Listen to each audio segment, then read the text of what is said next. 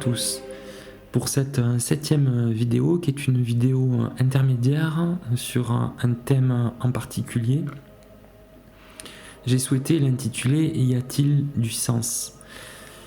Alors pourquoi cette question « Y a-t-il du sens ?» dans ces histoires-là ? Eh bien tout simplement parce que à un moment donné du parcours, du chemin, nombre d'entre vous, nombre d'entre nous se sont posé cette question de l'absurde, de la folie, de la tragédie. Non pas bien sûr au début de cette rencontre, au moment de la reconnexion, mais au moment des premières incompréhensions, des premières oppositions, qui sont des oppositions de comportement. Et bien sûr, au moment de la séparation et les jours, les semaines, les mois ou les années qui ont suivi. Trouver du sens là où, dans ces types de relations, il semblait n'y en avoir aucun. J'entends par là qu'on peut toujours trouver du sens dans de nombreuses histoires d'amour, qu'elles soient des histoires d'amour d'âme sœur ou versant plus dramatique dans les histoires d'amour karmique et dans les relations toxiques. Il y a toujours ce moment où les deux personnes parviennent à comprendre ce qui est en train de se produire ou ressentent ce qui est en train de se produire. Là où dans ces histoires d'amour divine, les codes, les connaissances nous manquent pour comprendre ce qu'il est en train de se produire. Pour comprendre ce qu'il est en train de se produire dans la reconnexion, ça ne nous est jamais arrivé. Et également dans les incompréhensions qui apparaissent rapidement, et dans ce fonctionnement un peu en fuis-moi je te suis, suis-moi je te fuis, qui va s'installer. Alors oui, il y a un sens, il y a du sens, et il y a du sens dans les deux étymologies du mot, c'est-à-dire qu'il y a une direction, donc le sens dans le sens de direction, c'est-à-dire qu'il y a un véritable chemin, et le sens dans le sens de signification. Ces histoires-là nous indiquent, nous signifient le chemin pour apprendre à se connaître, le chemin pour se guérir de ses blessures les plus profondes et de ces mécanismes de défense que nous avons construits de manière inconsciente depuis notre plus tendre enfance, qui sont des mécanismes de défense de contrôle pour la personne qui est majoritairement de polarité yang et de faux self pour la personne qui est majoritairement de polarité yin. Faux self, je le rappelle, qui est une construction d'une personnalité sociale adaptative qui permet à la personne de polarité yin principale de survivre aux relations qu'elle a, et notamment dans les histoires d'amour pour éviter d'être submergée, ravagée, et qui se caractérise aussi par des mécanismes de fuite pour ce jumeau-là au cours de la rencontre, enfin pas de la rencontre, de la relation elle-même, dans le cours de la relation.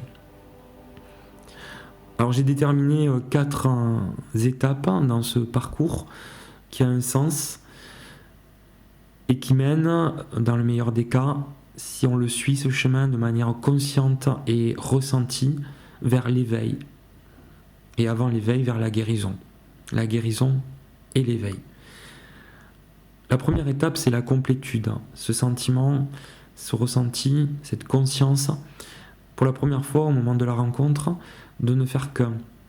C'est-à-dire d'être pour la première fois complet, de se sentir complet en soi, dans toutes les sphères de son être. Les sphères intellectuelles, corporelles, spirituelles et émotionnelles. Ce qui est une révélation pour les deux jumeaux, mais ces consciences-là ne sont pas les mêmes. C'est-à-dire que pour le jumeau yin, c'est la conscience intellectuelle et corporelle qui s'éveille au travers de l'ouverture des chakras, Et pour le jumeau yang, de polarité plutôt yang, ce sont les consciences spirituelles et émotionnelles qui se développent. Dans les premiers temps, donc complétude. Puis peu à peu, les comportements, les blessures viennent à la surface de chacun des deux et cela mène à la séparation avec une impression de destruction, on pourrait même dire d'apocalypse. Alors la définition de l'apocalypse, justement, c'est la fin du monde, la fin des temps, mais c'est aussi l'annonce d'une nouvelle ère à venir. Donc ça, bien évidemment, quand on traverse cette période de destruction, qu'on appelle ici nuit noire de l'âme, on ne sait pas qu'il y a quelque chose derrière, on croit juste qu'on est dévasté. Alors il y a quelque chose derrière. Et selon qu'on soit dans un mécanisme à la suite de la séparation de déni du lien, ce qui va être un petit peu le réflexe du jumeau de polarité yin, ou d'hyper-contrôle pour le jumeau de polarité yang, ce qui va conduire pour lui à fermer la porte de cette relation en disant c'est terminé, je passe à autre chose, ça m'a fait trop souffrir, je me dirige vers autre chose, je pense à moi, etc. Vont être les deux comportements de chacun des deux jumeaux. Tout de suite après la séparation, il peut aussi y avoir un autre mécanisme qui se met en place assez rapidement et qui est comme un sous-programme, si vous voulez, de ce chemin d'amour divin, qui est un programme de guérison. Puisque les blessures ont été ravivées de manière exponentielle au moment de la séparation et juste après, eh bien il va falloir se coltiner, on va dire, les blessures qui remontent à la surface et des blessures très profondes, puisque ce sont des blessures archaïques et d'enfance. À partir de là, c'est un chemin de guérison qui s'opère. Alors je l'ai évoqué dans les précédentes vidéos, la manière dont on peut cheminer pour se guérir.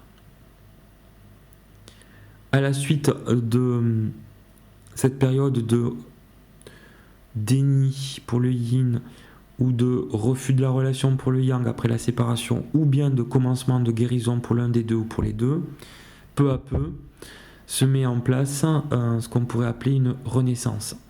Une renaissance, c'est-à-dire un changement complet de nos attitudes, de nos comportements, de notre façon de voir le monde. Et cette dynamique-là se met en place dans une visée, on pourrait dire, dans un chemin d'éveil.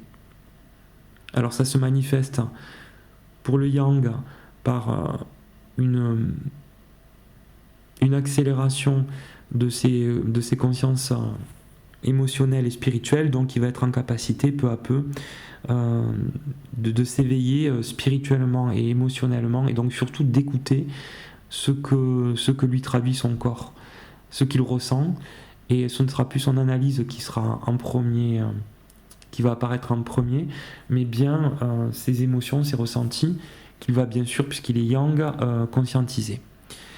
Pour le yin, ça sera un cheminement de guérison qui va passer par la conscientisation de lui-même.